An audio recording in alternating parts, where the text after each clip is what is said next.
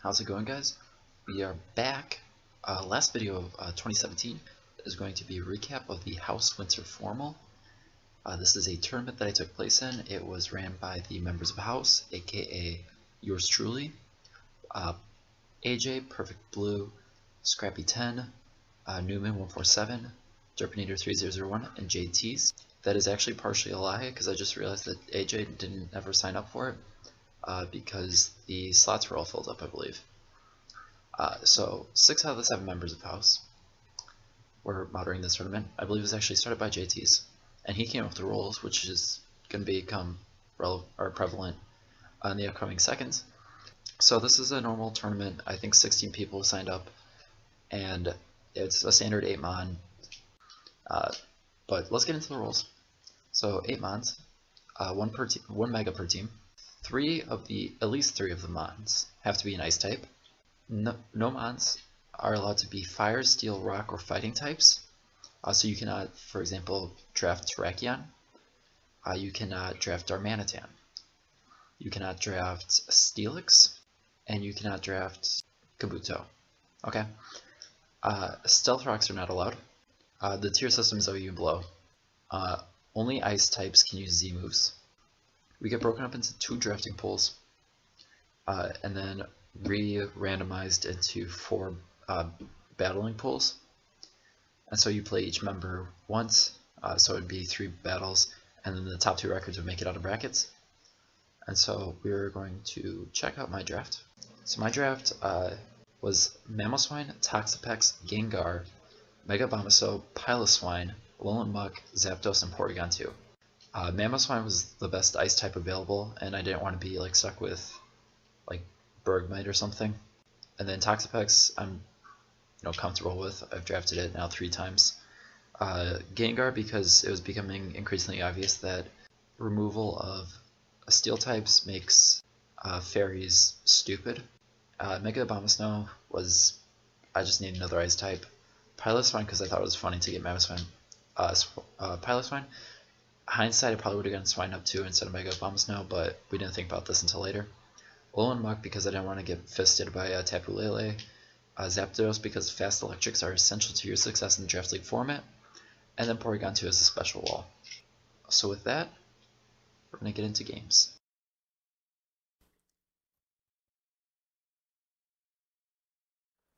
How's it going, guys? We are here with our first game versus Hogline, aka Derpinator 3001, aka Derp, aka coach of your Montreal Meloettes, New York Shelmets, Toronto Maple Bay Leafs, I think. But anyways, I have no idea what he's doing here, because I think he was homeless in the dock because he never uploaded a logo. But we're going to get into this game real quick. We have a Shed Shell Gengar, we have a Pasho Berry Mamoswine, we have a Choice Banded Max Speed Piloswine, we have a Rocky Helmet Toxapex, we have a Nevilite Specially Defensive Porygon 2, and we have a leftover Zapdos. The Zapdos has Heat Wave, so that would be useful for taking out the Avalugg as well as helping out against the Azumarill and the what's-his-face, the Lapras. Also has U-Turn, and I remember specifically when I was getting into this match, I put Static on there and be like, oh, wouldn't this be hilarious if I Static something? But I wasn't thinking too much into it because most of the things on my team have special defense investment, because that's where his team tended to rely on outside of Dugtrio and Azumarill. But anyways, we're going to get into the game as he leads off with his Azumarill, which is a good lead on his part. But instead of, I knew that I could take one choice banded Waterfall from this. Thankfully for Piloswine's natural bulk, even though it is not a Violet. But instead, I get the Fast Tap Toxic off. I knew that he was going to be adamant, because nobody runs a Jolly Azumarill, and he was probably going to speed creep something. He ended up speed creeping a min speed. So that was super helpful, because we got the Toxic off on a sub Whirlpool Perish Song. So we can stay in here, because he's probably going to, we can 1v1 this before it takes us out with Perish Song, which he's going to do here, so we got 3 turns left. And yeah, so he's going to, yeah, this is just going to die super fast, but that's okay. So we're going to set up our Toxic Spikes, even though it's a pretty easy switch in. For Roserade, now that Azumarill down, so he's going to switch in his Roserade. He somehow only has one attacking move on his Roserade and put Assault Vest on it. I don't know how that happened, but anyways, he follows that up really quickly by derping again with a Whirlpool on a Water Absorb Mon, because we did trace the Water Absorb from Lapras.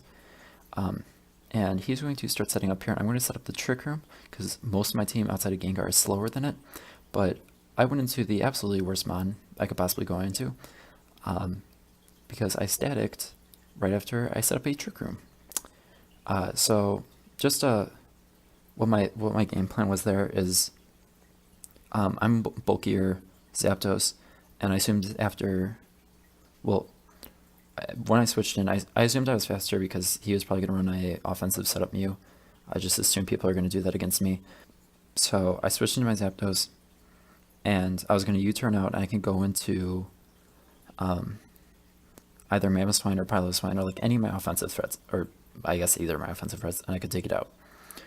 But after he's paralyzed, it kind of bites me in the ass.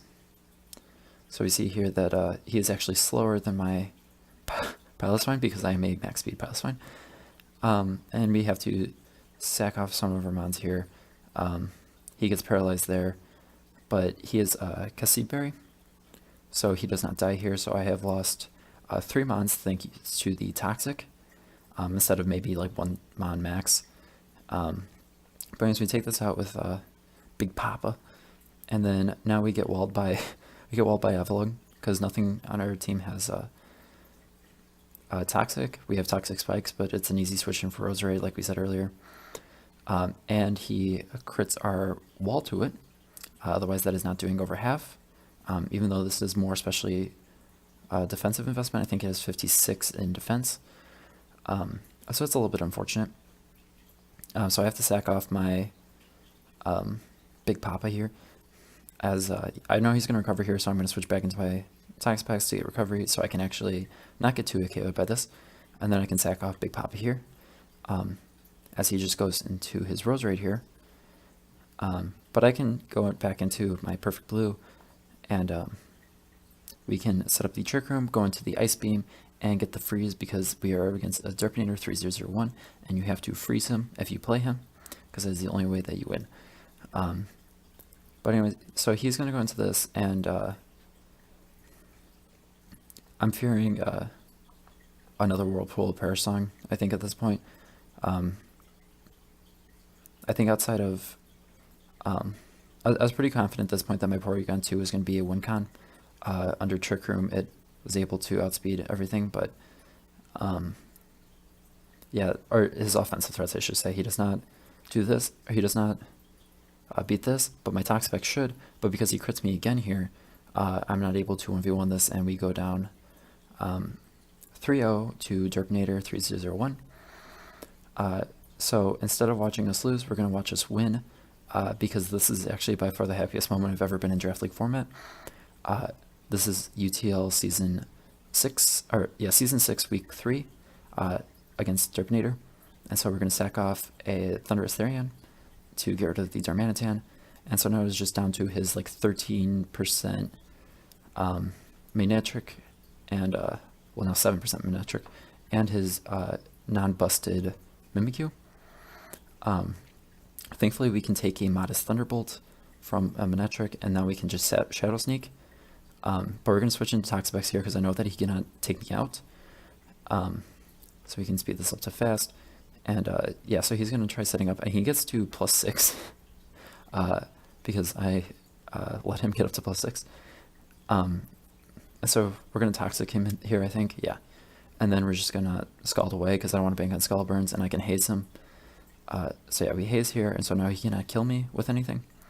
But at this point, it doesn't matter, because the Shadow Sneak from Glade would have done over half, so anything, as long as I kept him under half, I was free to sack off Toxapex there anyways. But we won anyways, and it was 2-0, and that was nice. Okay, so now back to the actual tournament. Our second game is against Metal Fighter. This game was probably the most intimidating because Metal Fighter is really good. We are 0-1 against him before this game. We lost to him in PGC, which was a notoriously bad league, and I should never join another league that's not the UTL. So we're going to get into this game. My entire focus of this game is his team is a lot faster than mine. But a lot of things that are faster than a lot of things that are faster are also weak to ice. So his Megaladios and his Tornadus are there. But he also has things like the Abomasnow, which is neutral, I guess. The Weavile, which is frail, and the Xurkitree, which is can lose to my Mamoswine. If I get like a switch in right or so, I find a way. But we bring double choice banded, adamant, Big Papa and Little Papa.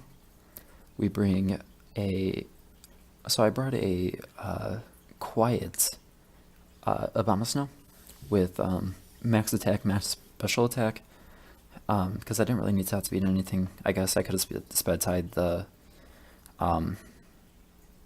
Abomasnow, but he had more of a reason to speed creep than I had a reason to speed creep, and I wasn't really wanting to have my Abomasnow against his Abomasnow. I didn't see that situation occurring, so I just kept it at mid speed.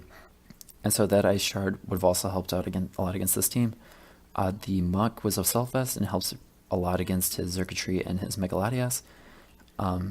The Toxapex was my only way to really face his Weavile, otherwise it just kind of, I Sigil crashed and 6-0'd my team. And then Zapdos was Yachi Berry, which was like a backup lure for Weavile. But we're going to get into this game. We're going to put on fast this time, because we need to speed through. And so he has the Xurkitree. I'm the better electric mod because I get off the faster Volt Switch, and I go into my Muck, which it takes the Toxic, and then I'm able to 1v1 this Tornadus, so I just click Pursuit here, and we get rid of him on turn 1, because he cannot get Regenerator, because I pursued him, and it's so good. So he goes into this, I'm basically going to sack something, so I go into... Okay, so I go into this, and then I double into it, because I know he's going to go into Megaladios. So I go into my Abomasnow, because it has offensive pressure, so I just go for an Ice Shard here. Or do I go for a Blizzard? I go for a Blizzard. Because this is resisted, it doesn't do much, but I don't want to switch anything here, so I go for a Focus Blast. I miss, which is unfortunate. And then I go for a Giga Drain here, because I can get health back for whatever reason. But anyways, we let this go down again, because Abomasnow is my least valuable member at this point. I wanted to keep Mamoswine in the back, because I could get a Ice Shard Sweep if I get everything down a little bit further. Having this down, he stayed in his Unmega form so he could outspeed, but now I sack off the Piloswine because I don't need it too much anymore. I go into my lure, he goes for the heat, or I go for the Heat Wave, I miss. It's unfortunate, but we get the burn, eliminating the potential of a physical Xurkitree, and so he goes into this, which, you know, it kind of follows my Zapdos, but we sack it here. I think I was just going to go for a U-turn there, as we send in our Big Papa, because he cannot kill anything at that point because he was -2. I can go for a safe Icicle Crash. As we go into this, because again it walls Toxapex, he was expecting a double there, but I did not, because I could stay in safely, and I knew I could take either a Psyshock or a Draco with our Muck. As we see that there, and I just go for the knockoff in case there was another double, and it does a significant amount of damage to this. But he goes for the Healing Wish, which is a fair play. As he goes for the setup here, as that is his only possible out, but I do have the Fire Punch in the back, which puts him in Ice Shard range, so we basically clean up here with Mamoswine. And so there's going to be a 3-0 victory for us against Metal Fighter. He was already in playoffs at this point, so I don't know if that affected his playing the game, and he could maybe be a little bit more aggressive in his playstyle, something like that. But either way, this is a good game. I definitely didn't expect to win this. I actually expected to go 0-3 in these brackets, so we're lucky to be 500 right now. But anyways, we're going to go into our last game. This one is against Neseliga. Neseliga and I are fighting for playoffs at this point. Derper is already out, and Metal is already in.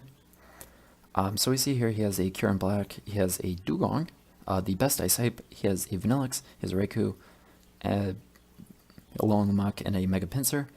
And we have, so our team is a Scarf Mamoswine, in a Violite, max HP, max attack Piloswine, a Figgy Berry Muck, a Mixed Defense Porygon 2, a Sash Gengar, and a Mega Abomasnow that is like SD, Earthquake, stuff like that.